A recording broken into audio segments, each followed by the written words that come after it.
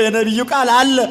ዋነኛው ምክንያት ግን የብሉይ ኪዳኑ ካህን መልከ ጼዴቅ ነገሥተ ኮሎዶ ጎሞርን ድል ነስቶ ሲመጣ ጌታ ተገልጾ ምን እንዳደርግልህ ትወዳለህ ሲለው ይህን መጽሐፈ ቀለሚንጦስ ይነግረናል። ቀለሚንጦስ ምን ብሎ ጠየቀ? ማን ነው? መልከ ጼዴቅ ምን ብሎ ጠየቀ አምላኩን? ጌታዬ ወገኖቼ ዘመዶቼ ግብፃውያን ላም አቁመው ለጣዖት ይሰግዳሉ። ፈጣሪያቸው አንተን ረስተዋል፣ ከክብር በታች ሆነዋል፣ ተራቁተዋል። ጌታዬ ካንተ ጋር ተጣልተዋል። ካንተ ጋር እንደተጣሉ አይቅሩ። ካንተ ጋር መጣላት ደግሞ ስደት ነው።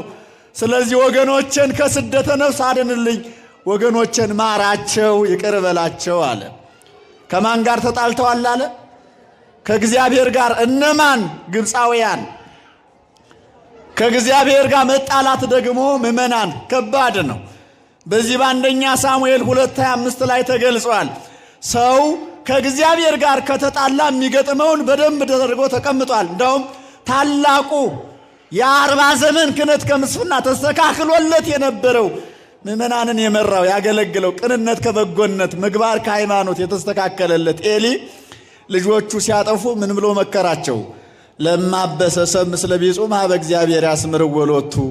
ሰው ከእህቱ ከወንድሙ ከእናቱ ከአባቱ ጋር ቢጣላ ስለ እግዚአብሔር ብለ ይታረቅ ይባላል አለ። ስለማን ብለ ንገሩኝ? ስለማን ብሎ ይታረቃል?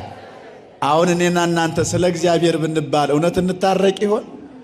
ሲጀመር አስታራቂዎችስ የት አሉ? አሁን አረቄ ቤት ካልሆነ እኮ ሽምግልና አይፈጸምም። ኧረ አባቶቻችንን ዘመን ይመልስልን። ከእግዚአብሔር ጋር መጣላት አለ። አዎ በውሃ እንደመታነቅ ይቆጠራል ይላል። ይህን ሊቃውንት ሲተረጉሙ ምን ብለውታል? ዳቦ የሚበላ ነገር ካነቀ በውሃ ይዋጣል፣ ውሃ ራሱ ካነቀ በምን ይዋጣል ይላል። እየሰማችሁ ነው ምዕመናን? እንጀራ በላችሁ አነቃችሁ፣ በምን ትውጡታላችሁ? በውሃ። ውሃ ጠጣችሁ፣ ውሃ አነቃችሁ፣ በምን ትውጡታላችሁ? መዋጫ አለ። እግዚአብሔር ጋር መጣላት እንደዚህ ነው ይላል። መዋጫ ማጣት ነው። በውሃ የታነቀ ሰው ባለቤቱ ምሕረቱን አውርዶለት ይቅርታን ካላደረገለት ዞራችሁ አናቱን ብትመቱት ሰርኑ ላይ ይወጣል እንጂ ሊለቀው አይችልም። ስለዚህ እግዚአብሔር ጋር መጣላት እንደዛ ነው። እምኀበ እግዚአብሔር ያስምርዎ ሎቱ፣ ከማን ጋር ያስታርቁታል አለ። ይህን ብሏቸው ያልሰሙት ኤሊ ልጆች እምቢ አሉ።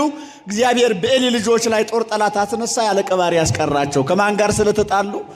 ስለዚህ መልከ ጼዴቅ ምን አለ? ወዳጆች ጣዖት በማምለክ አንተን በመርሳት ፈጣሪነትህን ካህሊነትህን